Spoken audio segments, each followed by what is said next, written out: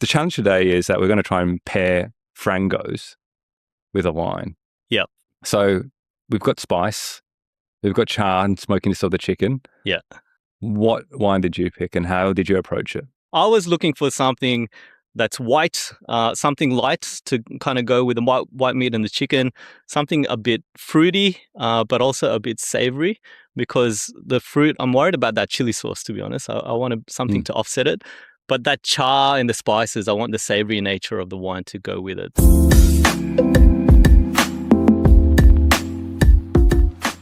Today we're doing a wine pairing challenge with Portuguese chicken. We're going to take some chicken from Frangos, which is a popular Portuguese chicken restaurant in Sydney, and see what wines we pair with it. I'm Jason. And I'm Trent. We're here on an unapologetically unprofessional, unfiltered wine journey. We're saying here, Jace. Our saying is drink more, try more, learn more. And don't forget to like, comment and subscribe. What's been on your mind, Trent? It's in my mind. So, we've got our kids at the moment, and it seems like there's this new language that's coming through, and it's also popping up on the Instagram as well. Yeah. Like Gen Alpha speak. Yeah. So I thought, we need to make sure that the language that we're using is approachable, not for the kids, but as they kind of grow up, to make sure it still resonates and relates to them, rather than this has great, fine tannins and huge length and tastes like, is it cat's piss on a gooseberry bush? I'm so going to hate this. Anytime I hear them speak, it ticks me off. All right, let's go. Okay, I picked a few of my favorites.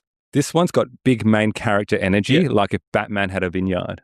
So the translation is, this Cabernet Sauvignon boasts a robust tannic structure with notes of blackberry and leather. Who is telling us this? This is I asked ChatGPT. Right. Okay. How would you translate what a sommelier speaks in a restaurant compared to what a Gen Alpha would speak? Next one, a delicate Pinot Grigio with bright acidity and citrus-forward palate. The Gen Alpha speak would be, it's giving lemon influencer aesthetic, crisp like your ex's text. Oh, God. Does that hit you? It's making me cringe inside, to be honest. Crisp like your ex's text. What does that even mean? My ex's text aren't crisp? Well, this one. An oaky Chardonnay aged in French barrels with buttery mouthfeel. Yep. The Gen Alpha translation is, it's giving rich mum energy, like Hamptons in July. Yeah, okay. I could get that. Yeah. Do you get the link? Yeah. Okay, Shiraz. So a bold Shiraz with peppery spice and a lingering finish. This one's built like a boss fight, spicy with villain arc potential. This one's built with a boss what? It's built like a boss fight. Boss fight. Boss fight. Boss fight. The final boss fight. Boom, boom, oh boom, my boom. God, I'm so old. I don't even know what that means. Spicy villain arc potential. Yeah. Okay. Yeah. No. Do you get it? I didn't get that one. I'm thinking Double Dragon boss fight, something like that. I'll give you one more. Sauvignon Blanc. Yeah. Okay. This delivers grassy aromatics and zesty minerality. It's fresh outside core, like touching grass, but made of alcohol. Yeah. I guess there's the grass link. Yeah. Yeah. Gen Alpha suck. Actually, this one, last one. Prosecco with effervescent bubbles and a fruity bouquet. Yeah. That's what a som would say. Gen Alpha speak. Literally riz in a glass. Yeah. Bubbly, loud, no thoughts, just vibes. No, yeah. That's Gen Alpha, right? Yeah. Anyone that says Riz, I tried to Riz my wife the other day. She didn't know what I was doing. Anyway. No cap? Oh, Jesus. Man, you're Gen Alpha. What do you think? Oh, take it away. It gave me a headache. I was like, what are you guys talking about? Come on, just speak normally. Do you think we can flip the lingo and start doing Gen Alpha speak? I have no chance. Maybe you went in with the cap, but yeah. I'll leave it out for me. What are you thinking, Jess? I've been thinking about BYO Restaurants. So we had that chat with Dan Hong. What does BYO stand for? Sorry. Bring your own wine or bottle or drink. And Dan was going, there's not many good BYO restaurants. In fact, all he looks to do is go to a Chinese restaurant typically and just peck at the dishes and have some wine. And I was curious, is that true? Are there not many good BYO restaurants in Sydney? So often I've been Googling BYO restaurants. There's always a few, or they have it on weeknights that you don't normally go out on. Yeah. Or they have it on certain days, or it's always Chinese restaurants. So it's really hard to find. And even if they do it, they don't advertise it. Yeah. So you've said it, Dan said it. I'm curious to hear what the community says as well. We've been to a couple, and I want you to rank them 1 to 3, 1 being the best, and explain why. And then we'll see if they're any good. So let me rattle a few that we've gone through. So Thai Patong in Newtown, we went there with the legend Tom Massey, Celador podcast. Check that out. And we went there in the heart of spring. I think it's one of your favorite Thai places. Is that right? It is my favorite. Yeah. So Thai food, delish. And what do you get there? A mix. I always like the barramundi curry. Yeah. Couldn't go past a pad Thai as well if I could, and also pad see duck curry with lychees. Lots of good options, and it's an institution, I reckon, that place. It's got Transformers there as well. It's pretty cool. Which gives it bonus points, but not in regards to being a good BYO restaurant. So I want you to cast back and think about our experience there and kind of go, what was good and bad? And then tell me, would you rate that BYO 1, 2, or 3 on the list? So I think it was fairly good because... One is also BYO corkage charge. Yep. I remember it's quite low. Yeah. The other factor is probably glassware. The glassware wasn't that good. So I think it's kind of in the middle. Yeah. So you're putting it at 2? 2. Yeah, okay. So you're right. Corkage charge $3. Yeah. That's pretty damn cheap. But the glassware really stood out. I don't know if you remember this as well. We had some wines that were just sitting on the table for some time, and the waitresses didn't pay any attention to them, didn't offer to open them up, didn't offer ice buckets. It's like they don't really care about wine. Thai food, fantastic. Wine, not that good. All right, so that's number 2. Let me give you another one. We went to 319 in Concord West, and this was a place you found, and it was delicious. They had some great Pan-Asian modern cuisine there. I think you asked for a tomahawk to be cooked off steak, the menu. Yeah. Clay pot rice. Yep. Clay pot with foie gras, Foie gras, stuffed spatchcock. His take on chow and mushi as well. Yeah. Yeah, pretty delicious food. Great place. The same thing. Like, you remember the experience, good versus bad? I don't remember the corkage charge, but if it was really bad, I would definitely remember it. So I think it was kind of there, but not kind of ripping you off. Mm-hmm. The other one was glassware. I think it was better glassware than Thai Patong. Yep. But it didn't have a white wine glass and a red wine glass. Yeah. So it was kind of, in my mind, a level up. Yeah. Over Thai Patong. Yeah. Glassware so was important. I dropped Thai Patong to 3 and now... Oh, okay. Was that 319 to 2? 319 to 2. Other thing I thought, like, the service was pretty damn attentive. And he cared about the wine is what I remember. He'd ask us a lot of questions about it. And so you could tell he's interested in wine. I think he even offered us some of his own wine that he had. Sauterne, and that's what it is, and had some wines with us. Yeah, exactly. And that's what I see restaurants as, is, socializing. It's a people game as well, hospitality as well, and it's just an embodiment of hospitality. Yep. Yeah. So Graham from 319, awesome guy. So, okay, so you've got that at 2. Yeah. And then you've got Thai Patong 3. Let's go for the last one. We went to Bistro Maclay, Potts Point, and we've been there a couple of times as well. What do you think? Pros and cons? I think that is definitely my number 1. I think they had specialized glassware for the whites and reds, and it's also Potts Point as well. Expecting expensive for corkage, but I remember it's still reasonable prices. Yeah, so you could bring in your bottles that you've been waiting to try or to share with friends. And it's a great experience, great food, great glassware. You can bring your own wines. You can have some of their wines as well. So what was there was a steak we had there or something like that, Chateaubriand kind of steak, and that the food was delicious. I thought it was a similar thing around that they were actually interested in the wines, and I feel like they gave us decanters as well. Yeah. So there was a focus on the wines. And did you say white and red? They did. They gave us the split between the two. So very focus and attention to detail. So are you putting that at number 1? Number 1. Yeah, okay. So BYO Restaurants in Sydney, 1, you've got Bistro Maclay, 2, 319 Concord West, 3, Thai Patong. And any other Chinese restaurant. And any other Chinese restaurant. So I kind of go back to the original question. Is it true there aren't many good BYO restaurants in Sydney? Yes. What? We just listed out at least 2 good ones. 3 out of all the restaurants in Sydney, though. That's a true point. I don't know any others. Exactly. And you said like you don't, besides going to the Chinese restaurants. So let us know out there if you agree with that ranking. And is the statement true? There's not many good BYO restaurants in Sydney. Let us know in the comments below. And let us know if there's any kind of secret BYO places that you want to share with us. You can DM us if you want. Absolutely. That's what I've been thinking about. Okay, today, what's this that we have in front of us?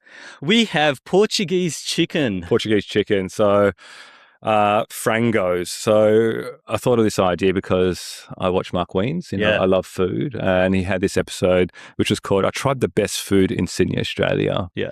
So went to some delis, had was it Dosa Hut in Parramatta, but also hit up Frangos as well. Yep. And I've been loving Frangos for like over 10 years. Right. And I thought this would be a good challenge, good pairing, because Mark Wiens talking about it. People are going to be eating it. People are going to want to have some good wine with it. Yeah. How do we do this one? Just a bit of history though. So Frangos is Portuguese chicken. Yep. It's a chain that opened in 1989. Still family run, family recipes as well, especially the chili sauce. Just a fun fact though. What does Frangos actually mean? I feel like it's when you have a franger. Have you heard people say that? No.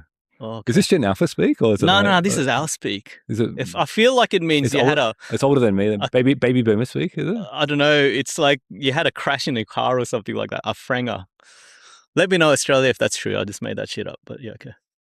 I'm just give some awkward silence. Yeah, okay. Settle in. All right. I'll let the audience kind of fill the gaps. Actually means chicken. Frangos means chicken in Portuguese. Oh, that's pretty obvious. Okay. So it's very to the point in terms of what they're kind of focusing on.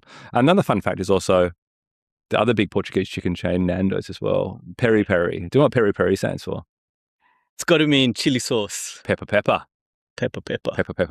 So obviously Franco's got their own version of Peri Peri chicken. But the question is that in Sydney, there seems to be a few, like people love chicken in Australia. Yeah. There's a few chicken shops out there, right? You think, there's Frangos, there's El Llanas, there's Oporto's, there is Nando's as well. Those are the main ones. Yeah. But the question is, which one do you think is is the best charcoal chicken? Yeah. Charcoal Charlie's as well. Charcoal Charlie's is another one. There used to be a fight between is Charcoal Charlie's better than El Llanas? Yeah. But yeah. So which one do you think is the best? It's tough because if we're only basing it on the chicken, I actually think Frango's chicken is probably the best, right? If we're basing it on the overall experience and flavor and everything else that you get with it, and the value, I reckon El Llanas, right? And me personally, I like the garlic sauce, I like the pickles. I'll go drive through, pick it up. It's all easy for me. Have you had Nando's? I've had Nando's. Yep. You don't rate it? It's okay. Yeah. It's okay. I feel like it's a sit-down dinner kind of place. You think it's less authentic? I think it's more of a fast food chain that does chicken. Yeah, I don't get I don't know. I don't get the Portuguese vibe when going there. Well, I always loved Frangos, but the best thing about Frangos is the homemade chili sauce, the marinade, and also the harmony between the chili sauce, the charcoal chicken, the char, and also the marinade as well, and the smoke. So the challenge today is that we're going to try and pair Frangos with a wine. Yep. So we've got spice, we've got char and smokiness of the chicken. Yeah. What wine did you pick and how did you approach it? Yeah, so the way I approached this was I thought, we're having Portuguese chicken, let's have Portuguese wine, something from the same country, take it from there. The way I always approach things is I have a chat to Jancis. Yeah.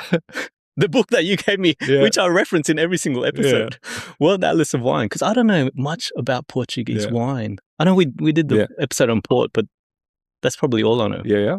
So what did you find out from Jancis? So Jancis goes, there's an area called Vinho Verde, which I feel like I've heard in green wine, is it? The green, Verde's green or Vino's green, whatever. Vino's probably wine. Verde's green. Green, yeah. Yeah. I feel like I've heard this statement before, but never tried it. But she said there's some cracking wines from the area. I was looking for something that's white, something light to kind of go with the white meat and the chicken, something a bit fruity, but also a bit savoury, because the fruit, I'm worried about that chili sauce, to be honest. I wanted something to offset it. But that char and the spices, I want the savoury nature of the wine to go with it. So went for that. I also went to Petersham, because Petersham is where you said that's where Frangos originated from, right? So I went to Petersham Liquor Mart and going, guys, you guys are probably Portuguese. What should I have? What Vinho Verde? You told them you're having Frangos and got them to recommend. I just said I'm going to have Portuguese chicken. I didn't say Frangos. Yeah. And they recommended this. So I'll hold this up to the screen and I'll struggle to pronounce it.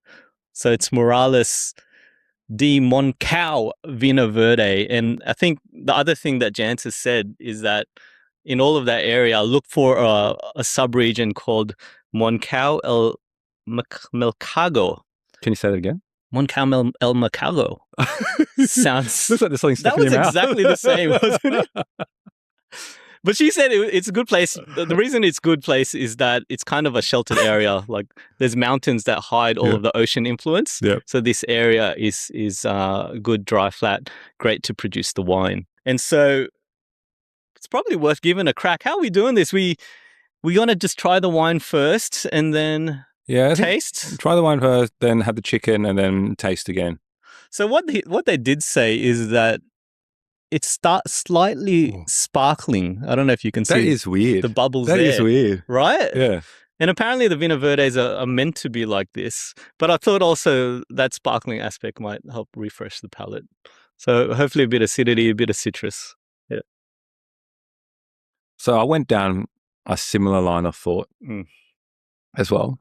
So I thought, what grows together goes together. Yep.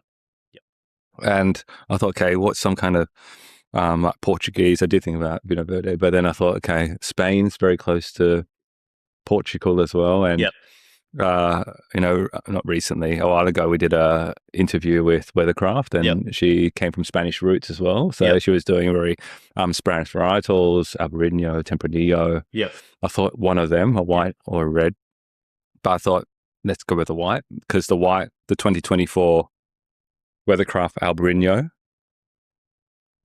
recently got the Young Gun of Wine Australia's Best 2025, but also the trophy for Best White Iberian Variety at the Australian Alternative Varieties Wine Show. So award-winning wine.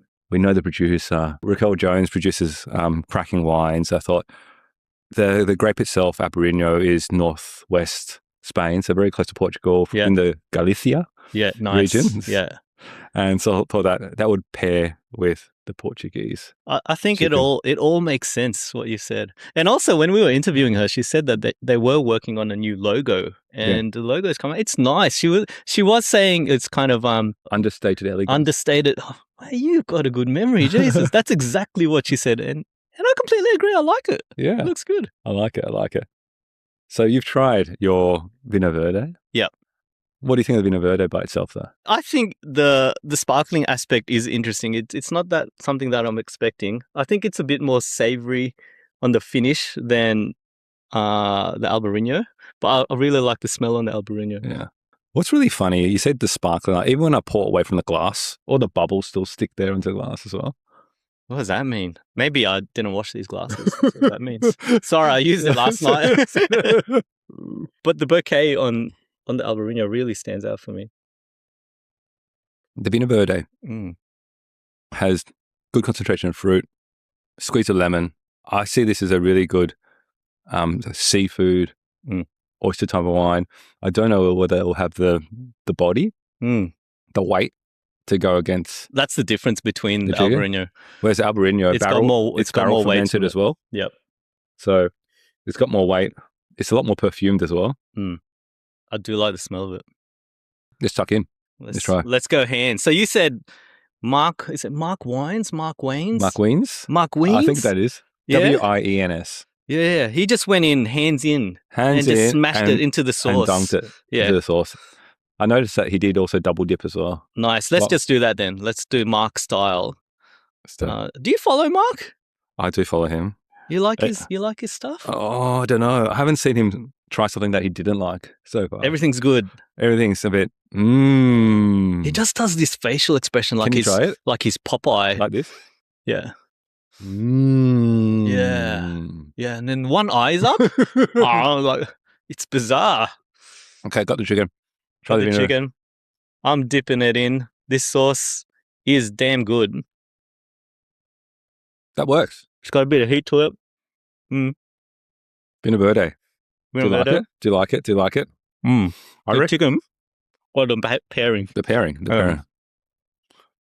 Let me try the chicken and the Albariño.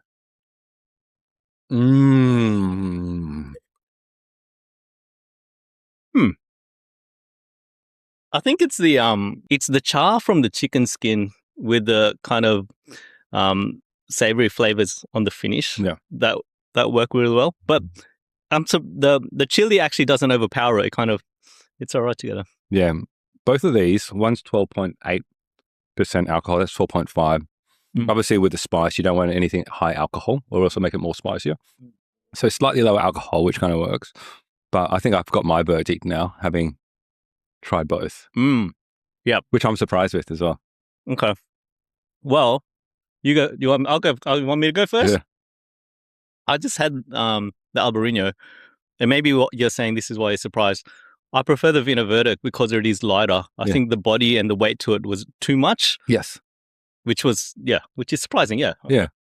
Exactly the same thought. Like it almost like it kind of covered it. It was like this kind of gravy that kind of like covered the chicken. Yeah. Where this one's a bit more fresher and it's more harmonious. Yeah. With the Frangos. Stuart Knox, when we did an interview with him, he made this statement about pairing where he thinks about textures and weights more than flavors. Yeah. And that really resonated when I tasted this because the texture was just a bit more heavy. Wow. I think they're both okay. Yes. But I think the Vinho Verde wins in this case. What do you reckon of this? But then you cheated though, right? Because you asked the Petersham people. It wasn't you picking the wine. Whatever resources I have, I'm being effective, right? Next time, let me call Jancis Robinson and ask myself. I'll lend you the World Atlas of Wine. You got a number? And then it can work. I don't know. I kind of went to Petersham Liquor Mart and gone, do I really trust you guys? But they've come through. Okay, let's do corkscrew ratings. Vinho Verde, it does work. Again, I tried it again. 8 out of 10. Albariño, close second, 7 out of 10. I'll give the Vinho Verde 7. I think it works. I'm not like blowing my mind or anything like that. And so subsequently Albariño 6. But both great wines. And given Raquel mentioned this, like on its own, that Albariño is delicious. Cracking. Yeah, I think what really works is it has this, again, fruit concentration, which is, again, always mixed with kind of sweetness as well. Yep. And the sweetness kind of pairs off that kind of spice a bit as well, and it's a bit leaner. Yep. So just, it works really well. So you got to try this Vinho Verde with some Frangos. Head out to Petersham, the OG. The OG. Let us know in the comments below what you would pair. That's with Frangos. Us here at the Wine Up. Check out Frangos, frangos.com.au. Check out their chicken. Let us know if they're the best chicken in Sydney. All right. That's us here.